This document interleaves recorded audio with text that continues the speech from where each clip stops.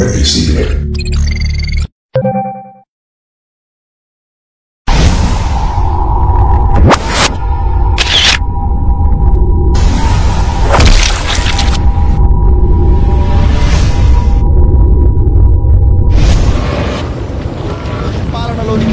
దానియేలు గారు వెళ్ళడం జరిగింది. ఇది రెండవ సామ్రాజ్యపు చరిత్ర. మీ పుస్తకాలు చదువుకునేదే. కాబట్టి నాకు 3 రోజులు సరిపోయే విషయాలని చెప్పడానికి నేను చాలా తొందరగా వెళ్ళిపోతున్నాను.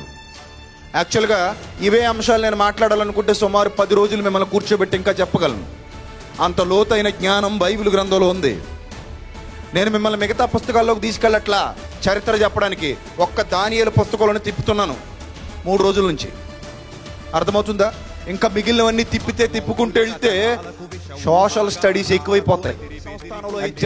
ఆ తర్వాత నెబుకద్నెజరు ఇస్తున్న సాక్ష్యం చూస్తావా? చూడు 4వ అధ్యాయం నుంచి అంతా అదే. రాజుకు నెబుకద్నెజరు లోకమంతటా నివసించు, అండర్లైన్ చేసుకోండి. చాలా గొప్ప విషయాలు. క్రైస్తవుడు గర్వంతో కాలర్ ఎగరేసుకుని మాట్లాడవలసిన విషయాలు.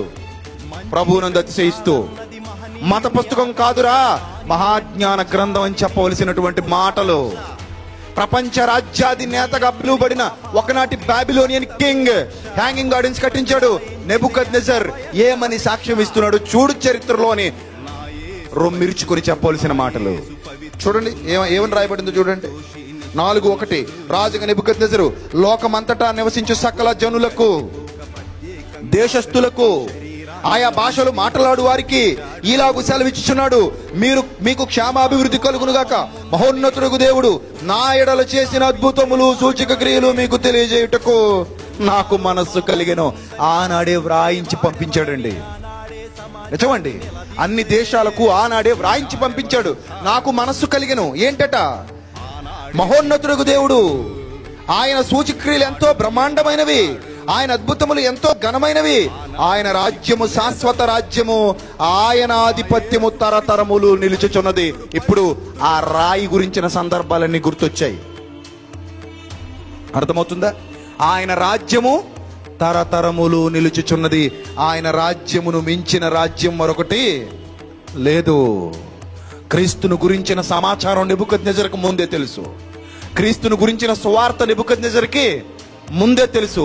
దానియేలుకు ఈ విషయం ముందే తెలుసు. దానియేలు ద్వారా నెబుకద్నెజరుకి ఈ విషయం ముందే తెలుసు. దానియేలు నమ్మిన దేవుడు, షడ్రక్ మెషక్ అబేద్నెగోలు నమ్మిన దేవుడే నిజమైన దేవుడు, అతనే పూజార్హుడనే శాసనం 2600 సంవత్సరాల క్రిందట ఈ ప్రపంచానికి బయలు వెళ్ళింది. అంటే దేవుడు బ్రిటిష్ వాళ్ళు వచ్చాక మన దేశానికి పరిచయం కాలేదు. బ్రిటిష్ వాళ్ళు వచ్చాక పరిచయం కాలేదు.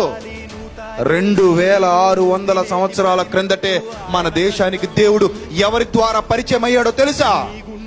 ద కింగ్ నెబుకద్నెజర్ ద్వారా పరిచయం అయ్యాడు.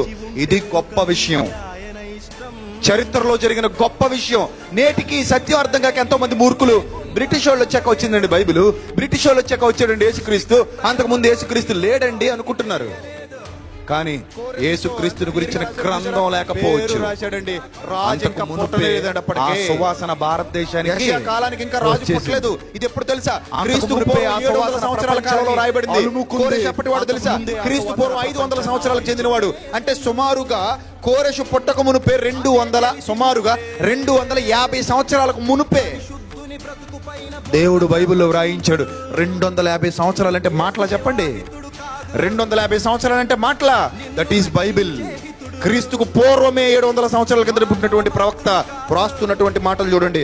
కోరెషుతో నా మంద కాపరి, నా చిత్తమంతయు నెరవేర్చువాడా అని చెప్పువాడు నేనే. యెరూషలేముతో నీవు కట్టబడదు అనియు, దేవాలయమునకు పునాది వేయబడుననియు నేను చెప్పుచున్నాను. ఇంకా అప్పటికి దేవాలయం కూలిపోలేదు. ఫర్ యువర్ ఇన్ఫర్మేషన్, అప్పటికింకా దేవాలయం కూలిపోలేదు. అప్పటికింకా యెరూషలేము గోడలు పడిపోలేదు. ఇదంతా ఎవరి కాలంలో జరిగింది? నెబుకద్నెజర్ కాలంలో జరిగింది. ఇంకా నెబుకద్నెజర్ పుట్టక మునిపే ఎవరు చెప్తున్నారు? యెషయా చెప్తున్నాడు, ఇది కాదా దైవ గ్రంథం? చెప్పు, ఇది కాదా దైవ గ్రంథం?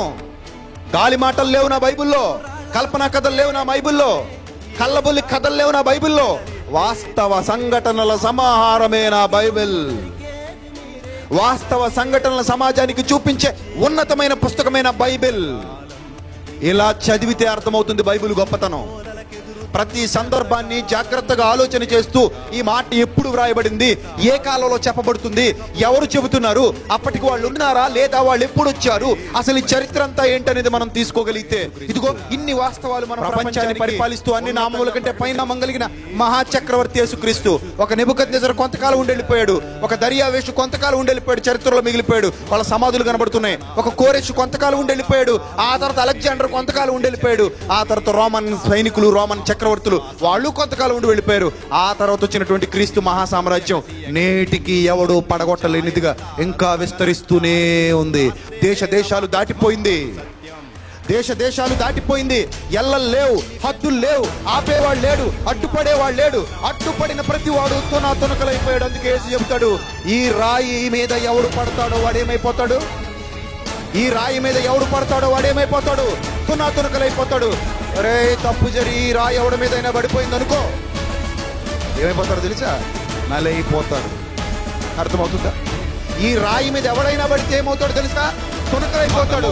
ఈ రాయి కానీ ఎవడి మీద పడిపోయింది అనుకో, నలైపోతాడు. జర్మనీ నియంత హిట్లర్ క్రైస్తవ్యాన్ని రూపుమాపాలనుకున్నాడు, ఏమైపోయాడు, తన కణతలో తానే తుపాకీ పెట్టుకుని కాల్చుకొని చనిచాడు. రోమా చక్రవర్తి నీరో యెరూషలేము దేవాలయాన్ని పడగొట్టించాడు, క్రైస్తవుల్ని తలలు తెగనరికాడు, ఒక యాకోబుని చంపేశాడు, ఎంతో మంది భక్తుల్ని చంపేశాడు, ఎంతో మంది క్రైస్తవులు ఓట్లతో చంపేశాడు. రాళ్లతో కొట్టబడ్డారు, రంపాలతో కోయబడ్డారు, అడవుల్లో, సొరంగాల్లో, గుహలలో వాళ్ళకి సరైన జీవితం లేకుండా చచ్చిపోయారు. ఎంతో మందిని ఓచుకోత కూల్చాడు. ప్రారంభ శతాబ్దంలో క్రీస్తు శకం 70లో నీరో చక్రవర్తి ఎంతో మందిని కాల్చి చంపేశాడు. యోహాన్ని పద్మాసు దీపంలో పరవాసిగా పడేశాడు. ఎన్నో భయంకరమైన శోధనలు, వేదనలు ఆనాటి క్రైస్తవ సమాజంలో అలుముకున్నాయి. దెబ్బలు తిన్నారు, కొట్టబడ్డారు, హింసించబడ్డారు, త్రోసివేయబడ్డారు, చంపబడ్డారు. అయినా ఎవరి విశ్వాసం తగ్గలే. ఎందుకో తెలుసా, మా వెనక మా ప్రభు ఉన్నాడు, మీరెంతా ఇప్పుడు నేను చచ్చిపోతే ఆయన పక్కన కూర్చుంటా, నువ్వు చస్తే ఎక్కడికి పోతావో నీకు తెలీదు, చంపే దమ్ము నీకుంటే చచ్చిపోయే దమ్ము నాకుంది అని నిలబడ్డారు వెళ్ళి. అది వారిలో ప్రవహిస్తున్నటువంటి నిజమైన విశ్వాసం. ఈరోజు క్రైస్తవ్యంలో ఉందా? లేదు, ఉండాలి. మళ్ళీ ఆ రోజులు వస్తే రావచ్చు, మళ్ళీ ఆ రోజులు వచ్చినా ఎదురొడ్డి విశ్వాసంతో నిలబడగలిగే నిజమైన క్రైస్తవులుగా మీరందరూ మారాలి. అందుకే చరిత్రను మీ కళ్ళ ముందుకు